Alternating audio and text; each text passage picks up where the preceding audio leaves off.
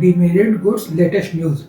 The Union Finance Minister recently introduced the Health Security National Security Cess Bill 2025 in Parliament, clarifying that the proposed cess will apply only to demerit goods such as pan masala and will not affect essential commodities. Health and National Security Cess.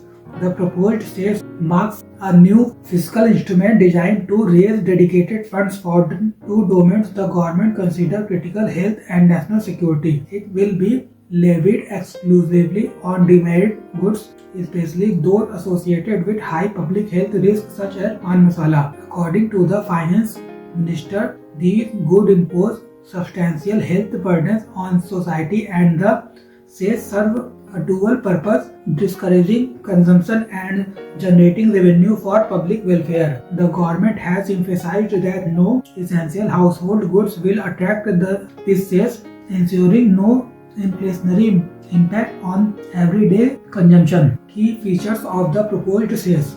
Cess applicable only on demerit goods.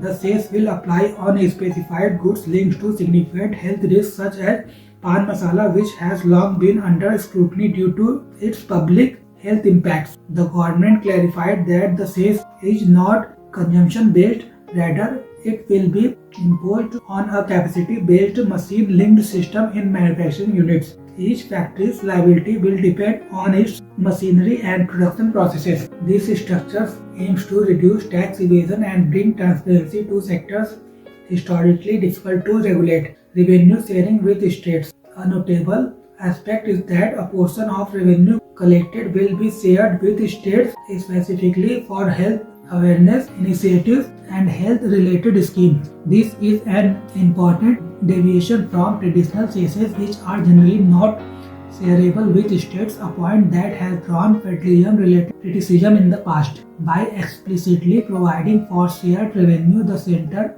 aims to strengthen cooperative fiscal federalism. No adverse impact on GST system.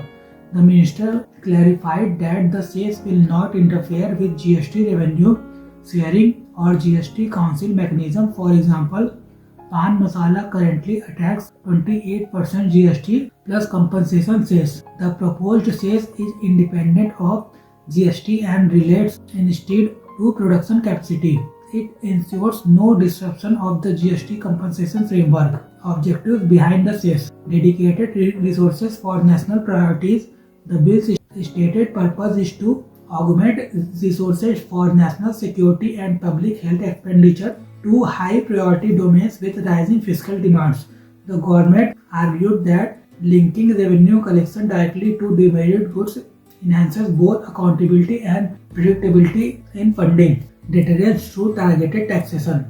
By taxing goods associated with lifestyle health risk, the cess intends to act as a disincentive similar to the rationale behind sin taxes in public finance. The minister noted that the cess is intended to impose a social cost on harmful products to reduce their usage over time.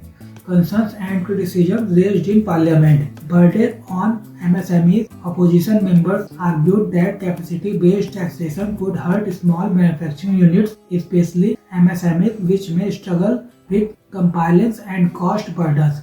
They claimed the system may disproportionately affect smaller players who lack the capital to upgrade machinery or navigate bureaucratic procedures. Fear of Inspector Raj. Concerns were raised that capacity-based cesses could lead to increased inspection and regulatory oversight, potentially reviving the spectre of Inspector Raj. Members feared this could open the door to harassment, rent-seeking and operational disruption in smaller factories. Debate over alternative approaches. Some MPs argued that if the intent is to curb harmful consumption, outright bans as seen in Bihar for pan masala would be a more effective strategy. Others criticized the government for relying increasingly on cesses, calling it cessification of governance. Government, defense and rationale. The Treasury branches strongly defend the bill, highlighting transparency in revenue utilization, claiming that this is the first legislation explicitly committing to tracing the use of every rupee collected from demerit goods. National interest. asserting that funding for health and security should receive unanimous support. Reduction in tax evasion, especially in the pan masala sector due to machine-linked assessment.